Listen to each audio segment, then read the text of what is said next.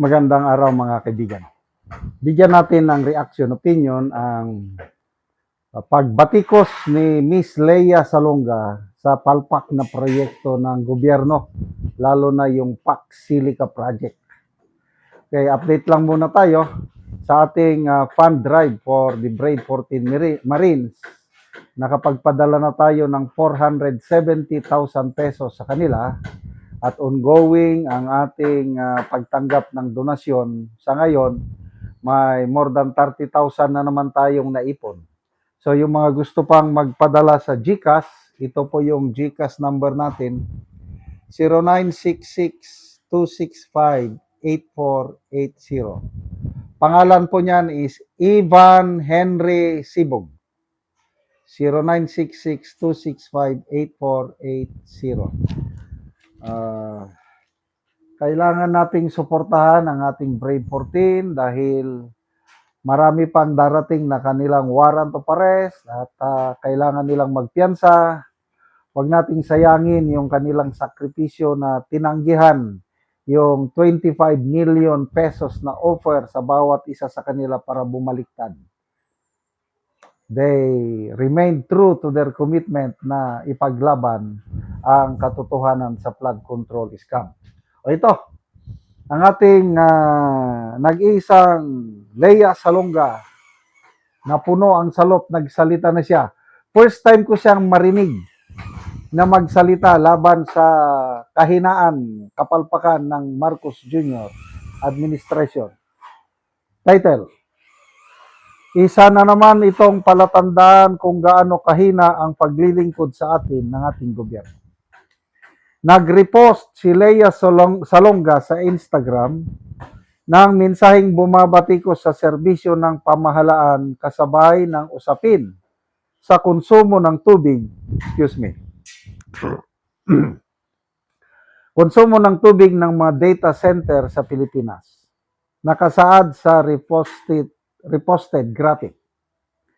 The Philippines has 44 data centers that each consume up to 5 million gallons of fresh water.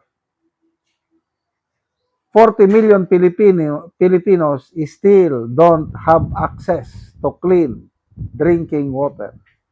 This is yet another sign of how poorly our government serves us. Ang pahayag ay kasabay ng usapin sa PAC Silica at akses ng mga Pilipino sa malinis na inuming tubig. Yan po ang malaking question ngayon, yung environmental concerns. Kukonsumo ng maraming tubig, yung PAC Silica. Kukonsumo ng maraming kuryente. Maapektuhan ang mga farmers. Magkakaroon ng toxic waste. Tapos, walang kasiguruhan yung environmental risk.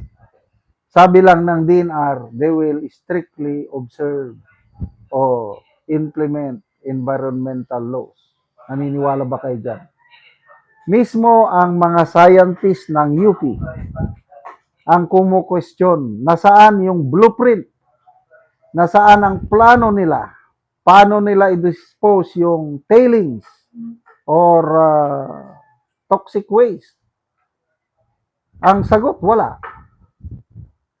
So ito, lumalabas na pinagbibigyan lang ng Administrasyong Marcos ang American government.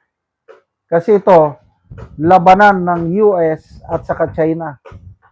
Sa ngayon, ang China, 90% ang nagpro-produce ng tawag nun, yung AI technology, yung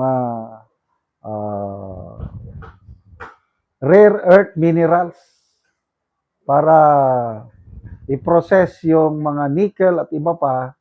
Talong-talo ang US government ng China pagdating dito sa technology. Kaya gusto nilang tapatan ang China at tayo namang Pilipinas, sumali kaagad, sabak kaagad.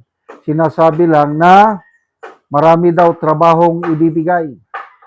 Kaya lang, yung mga eksperto sinasabi, ang trabaho lang maibibigay pala is construction. Kasi kung mag-full blast na ito, magkakaroon ng facilities. Yan, Pilipino ang magtatayo sa facilities. Labor. After that, wala na. So, temporary employment lang ang maibigay. Yung mag-produce ng technology, yung AI, yung mag-process, everything, ano na, automated. AI na, robot na ang mag-produce. So, walang permanent employment ng Pilipinos.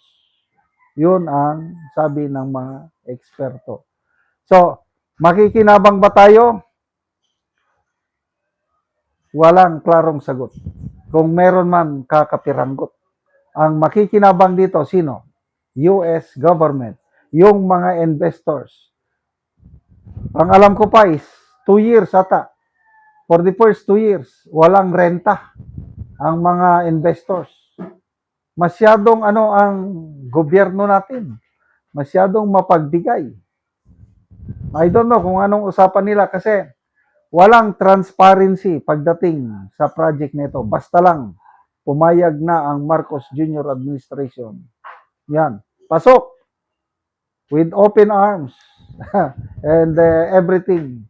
Basta Amerikano, wala na. Kaya ang iba sasabi na talagang ang gobyernong ito is naging sunod-sunuron na lang sa kagustuhan ng US government. So, good luck. Salamat, Madam Miss Leia Salonga, sa inyong payag. Sana ito magsilbing eye-opener sa maraming Pilipino kasi it's a battle of narrative. Sinasabi ng gobyerno, it's good for the Philippines daw. But to me, it's not certain kung makakabuti ba sa atin ito o hindi. Salamat mga kaibigan sa inyong pagsubaybay sa channel nito. Nakakatulong kayo ng malaki sa tribong Talandig ng Bukidnon dahil ang sweldo natin sa channel nito is pantulong sa tribo. Namimigay tayo ng libreng yero at pako para makapagpatayo sila ng mas maayos na tirahan. Panoorin nyo ang video na ito. Ako dire sa balay ni Gian sa Ganahay nga taga Sitio Kalapat Tagbagtalakag Bukidnon. So mao na ni siya ang natabangan og yero kay ang iyang atop trapal lang gyud. Og kini siya wala gyud nay bana kay gibiyaan sa iyang bana. Mao ra ni ang itsura sa iyang kahimtang. So mao na gyud ni ang ilang pagpuyo. So diri lang sila gatulugan. So mao na ni ang gihatag nga yero nga napulo ka buok nga iatop karon. So gitabangan rin ni sila sa pag-atop.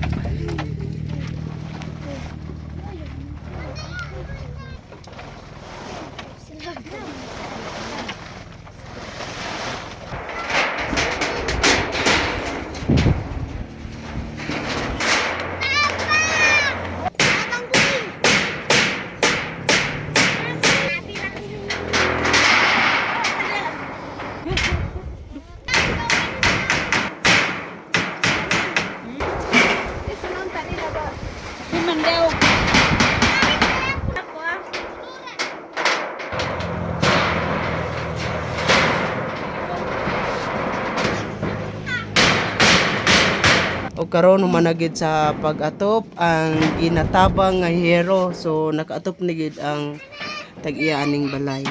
Una, salamat sa Ginoo, salamat sa naghatag sa kugsi na pulihan na tong trapal nga akong giatop lang. So naapay kay bana karon? Wala. Wala, so gibiyaan kasi mong bana. So pila ka buok ang imong anak? Ang nasa katulo, So pila day tanan imong anak? 5 unta. 5. So ang duha To sa akong mama. to as imong mama. So ikaw ra gabuhi sa imong anak O nga tulo. nga tulo. So nag-eskwela sila Eskwela ang duha, ang isa baby pa man. lagi. So unsa lang imong trabaho di ay? trabaho ko sa agar. So ikaw na gid mangita gid og pangonsumo. Ako tanan. So salamat kayo. Salamat kayo.